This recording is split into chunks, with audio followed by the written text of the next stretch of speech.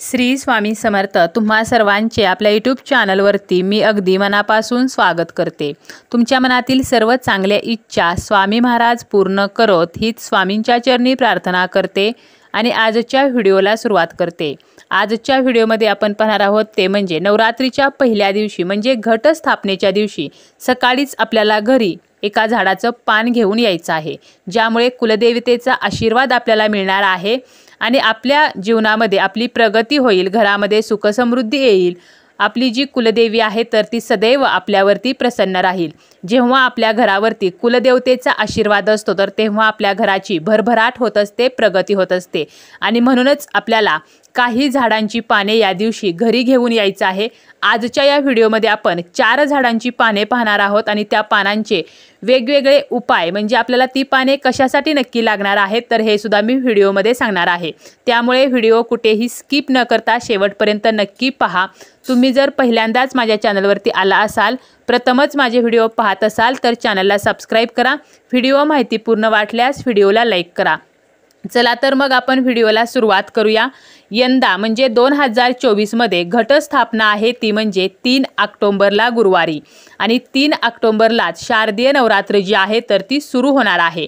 आश्विन महिन्याच्या प्रतिपदा तिथीला ही नवरात्र सुरू होत असते आणि नवमी तिथीला ती संपत असते आणि यानंतर दसरा साजरा केला जातो।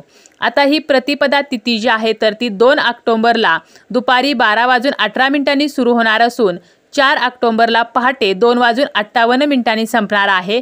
त्यामुळे उदय तिथीनुसार 3 ऑक्टोबर पासून नवरात्र सुरू होणार आहे। घटस्थापना जी आहे तर ती आपल्याला 3 ऑक्टोबरला करायची आहे। आता ही घटस्थापना कशी करावी, घटस्थापनेचा शुभ मुहूर्त काय आहे याची माहिती देणारे बरेचसे व्हिडिओ आपल्या चॅनलवरती आहेत, तर ते तुम्ही पाहू शकता।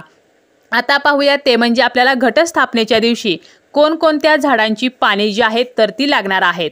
सर्वात महत्त्वाचं म्हणजे आपल्याला या दिवशी सकाळी लवकर उठायचं आहे, आपलं स्नान वगैरे आटोपायचं आहे आणि यानंतर आपला मुख्य दरवाजा वगैरे स्वच्छ करायचा आहे, उंबरठ्याला हळदीचं लेपन करायचं आहे, मुख्य दरवाजावरती आपल्याला कुंकवाचं स्वस्तिक चिन्ह काढायचं आहे आणि यानंतर आपल्याला जी पाने लागणार आहेत तर ती म्हणजे आंब्याची पाने असणार आहेत।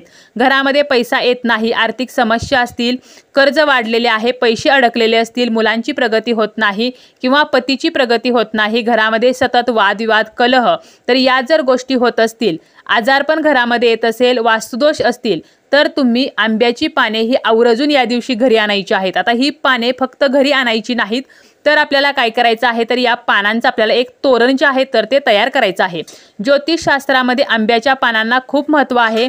आंब्याचे झाड हे धार्मिक दृष्ट्या सुद्धा महत्त्वाचं आहे। आंब्याच्या पानाचे वेगवेगळे जे उपाय आहेत तर ते केले जातात आपल्या जीवनातील समस्या नष्ट व्हाव्यात यासाठी आपण आंब्याच्या पानाचा उपाय जो आहे तर तो करत असतो। तसेच बघा, कोणत्याही एखाद्या शुभ कार्याची जेव्हा आपण मुहूर्तमेढ रोवतो तर त्यासाठी सुद्धा आपण आंब्याची ढाळी जी आहे तर ती वापरत असतो। कलश जेव्हा आपण स्थापित करतो तर त्यावरती आपण आंब्याची पाने जी आहेत तर ती वापरत असतो। होम हवन करताना सुद्धा आंब्याचं लाकूड जे आहे तर ते वापरलं जातं। त्याचप्रमाणे नवीन वास्तूला जेव्हा आपण ढाळी बांधतो तर त्यावेळेला सुद्धा आंब्याच्या ढाळीचा वापर केला जातो। नवीन वास्तूला आपण आंब्याच्या पानाचं तोरण जे आहे तर ते सुद्धा बांधत असतो। तर अशा प्रकारे आपल्याला घटस्थापनेच्या दिवशी आंब्याची पाने सुद्धा लागणार आहेत।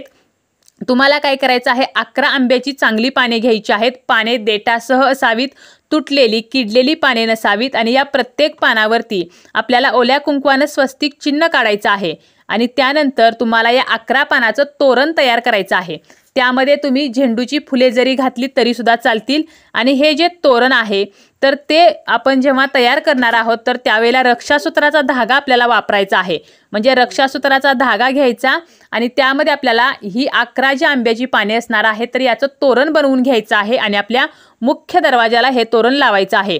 यामुळे जी काही नकारात्मकता आहे तर ती नष्ट होणार आहे, माता लक्ष्मी आपल्या घराकडे आकर्षित होणार आहे आणि जेव्हा हे तोरण सुकेल तर त्यानंतर तुम्ही ते काढू शकता किंवा तुम्ही दसऱ्याच्या दिवशी जरी काढलं आणि त्यावेळेला नवीन तोरण लावलं तरी सुद्धा चालेल। आता हे झालं आंब्याच्या पानाचं तोरण। यानंतर तुम्ही जर या दिवशी मंगल कलशाची तुमच्या घरामध्ये स्थापना करणार असाल तर त्यासाठी तुम्हाला 5 आंब्याची पाने लागणार आहेत। त्यामुळे घटस्थापनेच्या दिवशी आंब्याच्या पानांना विशेष असे महत्त्व आहे। आता हे झालं आंब्याच्या पानाबद्दल। आता यानंतर आपल्याला दुसरी कशाची पाने लागणार आहेत तर आपल्याला लागणार आहे ते म्हणजे केळीचं पान।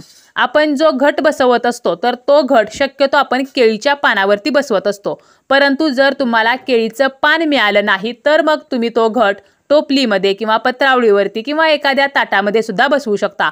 परंतु पहिल्यापासून हीच गोष्ट चालत आलेली आहे की घट जो आहे तर तो शक्यतो केळीच्या पानावरती बसवला जातो। त्यामुळे तुम्हाला जर केळीचं पान मिळालं तर नक्की तुम्ही केळीचं पान आणा। जरी तुम्ही टोपलीमध्ये घट बसवला तरी खाली टोपली आणि त्यामध्ये तुम्ही केळीचं पान ठेवून घट जो आहे तर तो बसवू शकता। आता यानंतर आपल्याला लागणार आहेत ती म्हणजे विड्याची पाने। आता विड्याची पाने का, तर जर तुम्हाला या दिवशी मंगल कलशाची स्थापना करायची असेल आणि जर तुम्हाला आंब्याची पाने मिळाली नाहीत तर तुम्ही 5 विड्याची पाने त्या कलशावरती ठेवू शकता। हे झालं पहिलं। त्यानंतर आपण जेव्हा घटस्थापनेच्या दिवशी देवांची पूजा करत असतो त्यावेळेला आपण हे देव जे आहेत तर ते विड्याच्या पानावरती मांडत असतो। 2 विड्याची पाने घ्यायची, त्यावरती थोडंसं तांदूळ ठेवायचं आणि त्यावरती आपल्या घरातील जो काही टाक असेल, मूर्ती असेल तर तो ठेवत असतो आपण। आणि नवरात्रीचे 9 दिवस हे देव जे आहेत तर ते विड्याच्या पानावरती बसलेले असतात, ते आपण पुन्हा हलवत नाही। यासाठी आपल्याला विड्याची पाने जी आहेत तर ती लागणारच आहेत। त्याचप्रमाणे आपण जेव्हा घटाची स्थापना करतो आणि पहिल्या दिवशी घटाला जी माळ घातली जाते तर ती जी माळ आहे तर ती माळ सुद्धा विड्याच्या पानांची असते। 9 विड्याच्या पानांची माळ करून आपण ती घटाला घालत असतो। त्यासाठी सुद्धा आपल्याला विड्याची पाने जी आहेत तर ती लागणार आहेत। याचप्रमाणे आपल्याला अजून एक गोष्ट करायची आहे ती म्हणजे आपल्या कुलदेवी समोर किंवा तुमच्या घटाजवळ आपल्याला एक विडा ठेवायचा आहे। यासाठी 2 विड्याची पाने, त्यावरती 2 अखंड आणि फूल असलेल्या लवंगा आणि 2 वेलच्या असा विडा आपल्याला घटाजवळ ठेवायचा आहे। आपल्या घरामध्ये सुखसमृद्धी यावी, कुलदेवतेचा आशीर्वाद आपल्याला मिळावा यासाठी हा विडा ठेवायचा आहे। जरी तुमच्याकडे घट बसवत नसतील तरी सुद्धा तुमची जी कुलदेवीची मूर्ती असेल, फोटो असेल, टाक असेल तर त्यासमोर तुम्ही हा विडा नक्कीच ठेवू शकता आणि असा विडा तुम्हाला नवरात्रीचे 9 दिवस रोज ठेवायचा आहे, ज्यामुळे कुलदेवी प्रसन्न होईल। तर अशा प्रकारे विड्याच्या पानाला सुद्धा घटस्थापनेच्या दिवशी अत्यंत महत्त्व आहे। त्याचप्रमाणे अजून एक पान आहे ते म्हणजे बेलपत्र।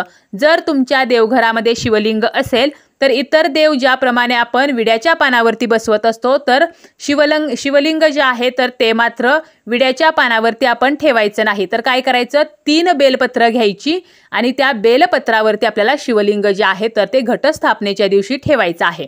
त्यामुळे आपल्याला बेलपत्र जे आहे तर ते सुद्धा लागणार आहे।